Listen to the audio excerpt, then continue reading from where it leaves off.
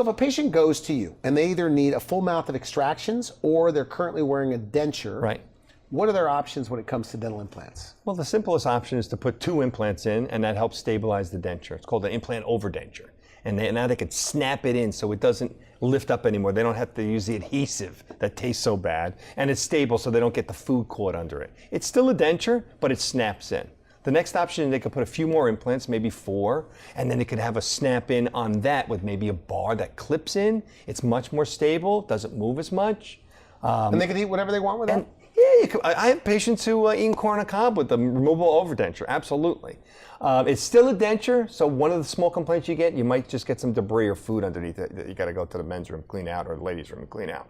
So the next level up is something permanent or fixed that stays in your mouth. It's a full arch of teeth, and it can be supported by 4 implants. Now 4 implants, although some centers are advocating this, I'm not crazy about it because that may not be enough support for a full arch of teeth. I prefer to put 5 or 6, and it usually doesn't even cost much more to do a case like that. So 5 or 6 implants on a full arch of teeth? Absolutely. That stabilizes it so they can chew whatever they want. Now we should mention, you are past president of the American Academy of Implant Dentistry. Yes. You lecture to dentists all over the world Yeah. on how to do these procedures. Yes. So you like the 5 or 6 implants? I do. If you're going to get fixed. I do. It gives you Should backup they and it ask gives you the more doctor support. that's going to do it? How many are you doing? Oh, absolutely. It should be part of the consultation. They Okay. should have that. Absolutely. They should have that knowledge before they move forward. So with that fixed teeth, they can eat what? But with that fixed teeth, they can eat things like steak, corn on the cob, apples, whatever you want to eat. It's good to go. I've had patients say they're eating corn on the cob with a overdenture, never mind a fixed bridge. Absolutely. With the fixed bridge, you don't get the food stuck underneath it as much. And there's no gum pain. So now with the newer materials such as zirconia, these are porcelain or ceramic, they're really hard materials, harder than our conventional porcelains. You can bite just about to anything, literally anything, and you're not gonna chip or break these like the older materials we used to use. Now that upper denture though, you don't need to do it on the upper because the upper denture is what? Snug? Like there's suction? Well, the upper denture has suction. A lot of patients are not happy with it. They're miserable to begin with. It makes them feel a little gaggy. They just get used to it. They learn to adapt. Okay. It has the full coverage on the palate so they can't taste things well because the taste buds are there. Okay. So by providing an overdenture on maybe 4 implants that snap in, or a fixed case or a fixed full arch on 6 implants, they now have the taste and they have the security to chew more properly. And how long will these last? Implants in general, they can last years. They can last a couple of decades. I have cases that are 30 years old. I've been doing it that long, so I do have some cases that are actually 30 years old. And you know, if everything heals properly and they're maintaining it, of course you got to maintain it like your own teeth. You come in for the cleanings. That's why we have a all-in-one practice where we have hygienists. They maintain these. They're skilled. They've trained in how to take care of these things properly to make them last long, to make your investment last long. How old can you be to get this done? There's really no age limit, as long as you're a healthy patient, and for the most part, patients who walk into our office are healthy. Patients sometimes think they're not healthy enough. They think oh, gee, I'm on a blood thinner, or I have a problem with my blood sugar. For the most part, those are not factors that decide whether we can do this or not. I treat patients like that all the time. Like what's your oldest patient? I've done implants on a 92-year-old. 92? Why would a 92-year-old want to do this? Because, hey, why wouldn't you want to eat well? We want to eat well. Why wouldn't a 92-year-old want to eat well? Yeah. I mean, that's one joy in life. You're going to go out with your grandkids and eat, great-grandkids at that age and eat. I mean, you want to be the life of the party. You want to be there.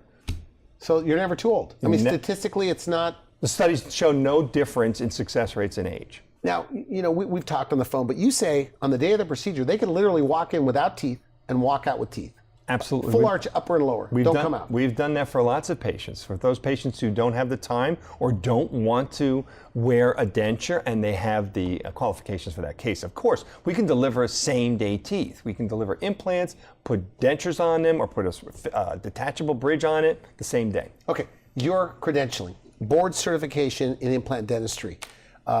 You are part of the certification process or tell me about that, because you believe, and Yes. I don't want to put words in your mouth, that if you're going to get this done, go to a board certified implant dentist. Tell me about that. Okay, so my feeling, I've been working with this field for over 30 years, and I'm actually past president of the American Academy of Implant Dentistry, and one of the things we see in this field is that this implant dentistry is so multidisciplinary. There's so many aspects to it. There's the surgery part, and there's the prosthetic part, there's the cosmetic part, and there's the periodontal part, the health around it. So you need to know everything about all the specialties in order to provide implant dentistry. Those clinicians that are board certified with our American Board of Oral Implantology, that is actually the only board that has been recognized by states to credential doctors in their knowledge in this field.